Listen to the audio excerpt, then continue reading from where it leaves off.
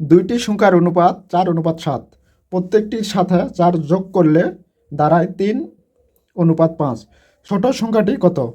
এই অঙ্কটি আসছিল IBBA লটো 2017 সালে এবং নির্বাচন কমিশন সচিবালয় পরীক্ষায় আসছিল 2019 সালে।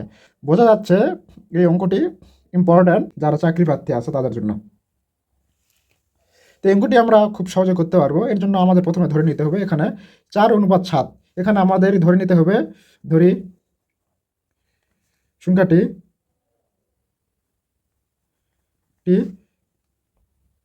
4x/7x, 4x/7x। প্রত্যেকটির সাথে 4 যোগ করতে বলেছে। 4-এর সাথে আমরা যোগ করব হচ্ছে 4 এবং 7-এর সাথে আমরা যোগ করব 4 এবং 3:5 লিখতে হবে। 3:5। তাহলে এখানে আমাদের হিসাব করলে বের হয় 3 দিয়ে যদি আমরা 7কে গুণ করি 21x প্লাস 3×4 ইকুয়াল 4 দ্বারা যদি 4কে গুণ করি 20x প্লাস 20। তাহলে হচ্ছে এই 20কে যদি আমরা পার করে নিয়ে আসি তাহলে -21। তাহলে হচ্ছে আমি ভেঙে ভেঙে লিখি 21 - 20, 21x -20x, তাহলে ইকুয়াল 20 -12। তাহলে হচ্ছে x ইকুয়াল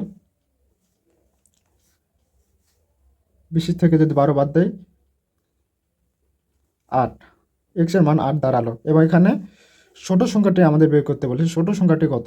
তাহলে এখানে দুইটা সংখ্যার মধ্যে 4 এবং 7-এর মধ্যে ছোট সংখ্যাটি হচ্ছে 4।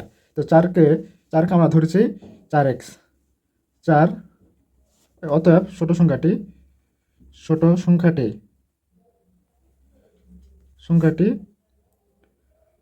4 গুণন x এর পরিবর্তে আমরা লিখব হচ্ছে 8/32। এটি হচ্ছে আমাদের ছোট সংখ্যা।